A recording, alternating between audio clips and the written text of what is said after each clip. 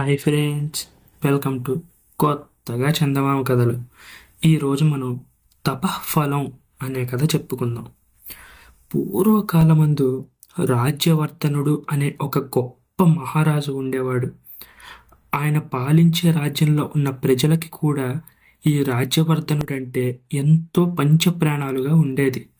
రాజు కూడా వారిని ప్రజలుగా కాకుండా కన్న బిడ్డల్లా భావించి పరిపాలిస్తూ వచ్చాడు. ఒకనాడు భర్తకి తలంటు పోసేటప్పుడు మహారాణి అనూహ్యంగా కంటతడి పెట్టింది. అది చూసి రాజ్యవర్ధనుడు కలవరపడ్డాడు. నీ కంటతడికి కారణమేంటి అని ఆమెని అడిగాడు. అందుకు ఆ మహారాణి, కారణం ఏమిటని చెప్పమంటారు? మీ తల వెంట్రుకలు నెరిసిపోతున్నాయి. మీకు ముసలితనం పైబడిందే అని నాకు ఒక్కసారిగా ఆపుకోలేనంత దుఃఖం వచ్చింది అని ఆమె కళ్ళనీళ్లు తుడుచుకుంటూ చెప్పింది. ఇది విని మహారాజు తనలో తాను నవ్వుకున్నాడు. ఇందుకోసమేనా నువ్వు విచారం పడుతున్నావు? ముసలితనం అనేది అందరికీ వస్తుంది. ఆ వృద్ధాప్యం వెనకాల మరణం కూడా వెంటాడుతూ ఉంటుంది. దాన్ని మనం అంగీకరించాల్సిందే. ఇది సహజంగా జరిగే విషయమే. ఇవాళ కాకపోతే రేపైనా నువ్వు, నేను అందరం చావవలసిన వాళ్ళమే కదా. అందుకోసం ఇప్పుడు మనం విచారించడం అనేది అనవసరం అని సముదాయించాడు. కానీ మహారాణికి ఎందుకో గాని అసలు విచారం ఏమాత్రం తగ్గలేదు.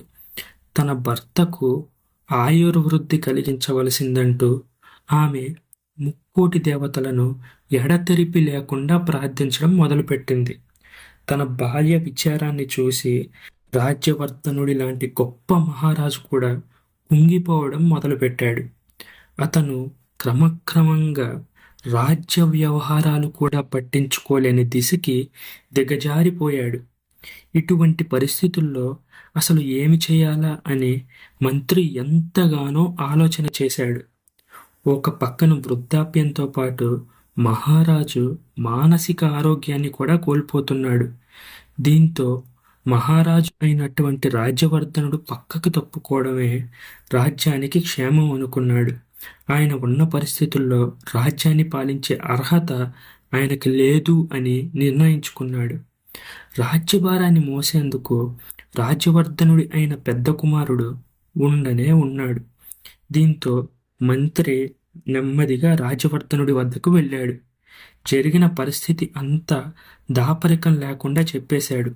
తన అభిప్రాయాన్ని కూడా ఎటువంటి భయం లేకుండా రాజ్యవర్ధనుడికి వినిపించాడు.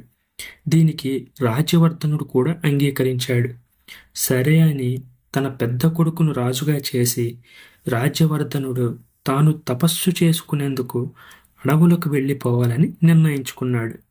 ఆ తర్వాతి రోజే రాజు రాజపురోహితుణ్ణి పిలిపించాడు. తన కొడుకు పట్టాభిషేకానికి తను అడవికి వెళ్ళిపోవడానికి ముహూర్తం పెట్టమని కోరాడు. కానీ రాజ్యంలో ఉన్న ప్రజలు అస్సలు ఏమాత్రం ఊరుకోలేదు.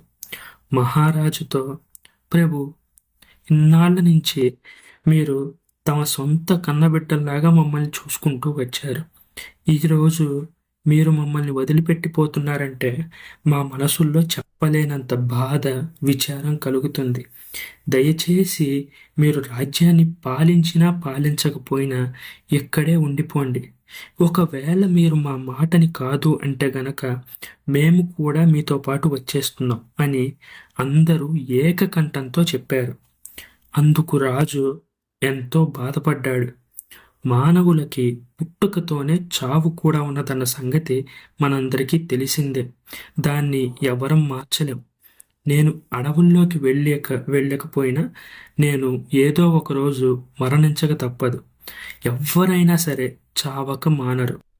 కనుక ఈ ముసలితనంలో అయినా నేను తపస్సు చేసుకుంటూ కాలం గడుపుతాను. ఆ దేవుడి సన్నిధిలో నేను బతుకుతాను. మీరేమీ భయపడకండి. మీకు ఒక గొప్ప మహారాజును కూడా నేను నియమించే వెళ్తున్నాను. నా పెద్ద కొడుకు కూడా అత్యంత సమర్థుడు. అతను మిమ్మల్ని నేను ఎలా చూసుకున్నానో అలానే చూసుకుంటాడు. అందులో మీకు ఎటువంటి లోటు చేయడు అని హామీ ఇచ్చాడు. అయినా సరే ప్రజలు అస్సలు ఊరుకోలేదు. వారిలో ముఖ్యులు పుణ్యక్షేత్రాలకు వెళ్ళారు. తమ రాజుకు ఆయువు వృద్ధి కావాలని చెప్పి ప్రజలు కూడా తపస్సు చేయడం ప్రారంభించారు.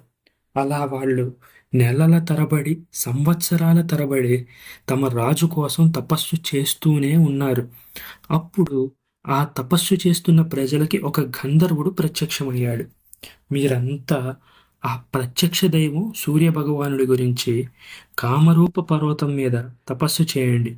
ఆయన మీ కోరికను ఖచ్చితంగా తీర్చగలుగుతాడు అని చెప్పి అదృశ్యమయ్యాడు. అందుకు ఆ ప్రజలందరూ ఎంతగానో సంతోషించారు. వారందరూ ఏమాత్రం ఆలస్యం చేయకుండా కామరూప పర్వతం మీదకి చేరుకున్నారు. అక్కడికి వెళ్ళి తిండి నిద్రలు కూడా మానేసి ఘోరంగా తపస్సు చేయడం ప్రారంభించారు. కొంతకాలానికి సూర్య భగవానుడు కూడా ప్రత్యక్షమయ్యాడు. మీ కోరిక ప్రకారం రాజ్యవర్ధనుడు ఇంకో 1000 సంవత్సరాలు జీవిస్తాడు అని చెప్పి సూర్య భగవానుడు అదృశ్యమయ్యాడు. తపస్సు ఫలించింది కదా అని వారు ఎంతగానో సంతోషించారు.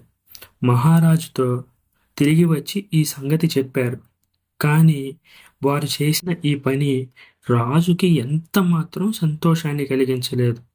అది చూసి రాణి, నాథ, ప్రజలు మీ యందు గల భక్తి విశ్వాసాలతో సూర్య భగవానుని ప్రార్థించి ఇటువంటి గొప్ప వరాన్ని సంపాదించుకు వచ్చారు.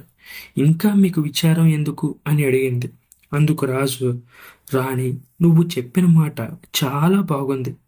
నా ప్రజలు నా కోసం ఇంత కష్టపడి వరం పొంది వచ్చారు. సరే, నేను 1000 సంవత్సరాల కాలం పాటు జీవిస్తాను. కానీ నా మీద విశ్వాసం గల ఈ ప్రజలు అంతకాలం జీవించరు కదా. నాతో పాటు ఈ ప్రజలు కూడా 1000 సంవత్సరాలు జీవించి ఉండకపోతే నాకు సంతోషం ఎక్కడిది. కనుక నేను కూడా నా ప్రజలకి నేను ఉన్నంతకాలం ఆయుష్ ఉండేలా సంపాదించుకొని వస్తాను అని చెప్పి కామరూప పర్వతం మీదకు వెళ్ళి ఆయన కూడా తపస్సు ప్రారంభించాడు. 1-2 సంవత్సరాలు గడిచాయి. రాజ్య వ్యవహారాలు కుంటుపడ్డాయి. అయినా ప్రజలు నీతివర్తనులు కనుక అరాచకం ప్రబలలేదు. తమ రాజు చేస్తున్న తపస్సు ఎప్పటికి ఫలిస్తుందో, ఆయన ఏమి కోరుకుంటాడో అని ప్రజలు ఆతురత చెందసాగారు. ప్రతిదినం వేలాది మంది కామరూప పర్వతం దగ్గరకు వెళ్ళి రాజదర్శనం చేసుకోవడం ప్రారంభించారు.